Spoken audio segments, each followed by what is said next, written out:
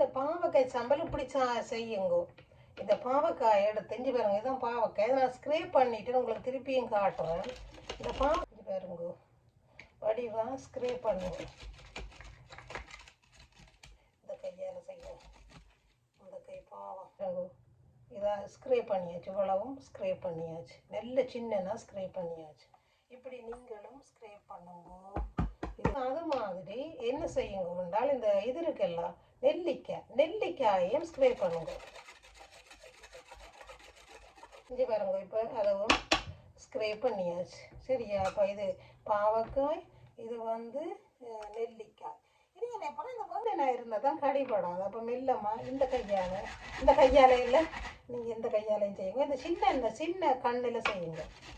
அப்போ இதெல்லாம் இப்போ செய்தாச்சு. என்னென்னா அப்போ இதை புளிப்புக்காக வேண்டி இதை வடிவாக ஸ்க்ரேப் பண்ணி எடுத்தாச்சு. வெங்காயத்தையும் ஸ்க்ரேப் பண்ணி எடுத்தாச்சு.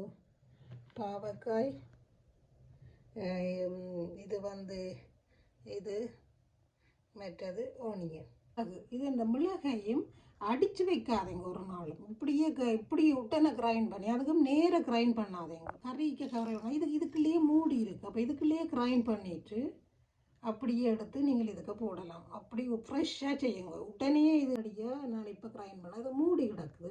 அப்போ இதை மூடியில் எடுத்து போடுங்க. கறிக்கெல்லாம் நேரம் இந்த ஆவி படக்கூடாது. இப்படி செஞ்சு பாருங்க. இப்படியே நீங்கள் தண்ணி இது என்ன இமாலயா சால்ட் கொஞ்சம் விடுங்க. நேரம் நீங்கள் மாங்காயும் போடலாம். மாங்காயை தூள் உரிச்சு போட்டு ஸ்க்ரேப் பண்ணியும் போடலாம். நான் ரெண்டே போடையில் உங்களுக்கு காட்டுறேன். உங்களுக்கு நான் அன்றைக்கு முளைக்க காட்டி நான் தரேன். இந்த மெல்லி இந்த விண்டருக்கே முளைச்சிட்டேன். அப்போ இந்த மெல்லியத்தை எடுத்து கழுவி போட போகிறேன். அதோட எல்லாம் வெட்டியாச்சு. இந்த பேசிலும் இதுவும் எல்லாத்தையும் மிக்ஸ் பண்ணுறேன். இப்போ மிக்ஸ் பண்ணிவிட்டு இனி தயிர் விடுறது. தயிரை விட்டு கொடுங்க பிள்ளைகளுக்கு. நான் லோ ஃபேட் போட்டேன். ஆனால் நார்மலாக இவைகளுக்கு பிள்ளைகளுக்கு இன்றைக்கு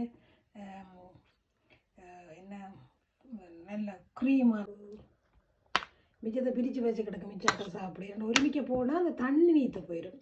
அப்போ கொஞ்சமாக போட்டு இப்போ ஒரு ஆள் சாப்பிட போதும் போட்டிங்களா அப்படி தண்ணி நீத்து ரொம்ப தண்ணி தயிர் மாதிரி இருக்கும். முழங்கு தானே வெங்காயம் எல்லாம் சரிக்கு. ஸோ சிம்பிள் டெக்னிக்ஸ் பட்டுடுது. இது வெங்காயம் போட்டேன்னா அப்படியே நீங்கள் வைக்கக்கூடாது. கிருமிகள் பத்திரும். அப்போ அப்படி வச்சு நான் என்ன செய்கிறேன், அப்படியே மூடி விடுங்க. பெருமைட்டாக்கள் சாப்பிடலாம். என்ன செய்த நான் கிடந்த மிரக்கறி எல்லாத்தையும் இப்படி வரையாக வச்சேன். மிரக்கறிக்கு வரையாக வச்சேன். குழம்பு பார்த்தீங்களா?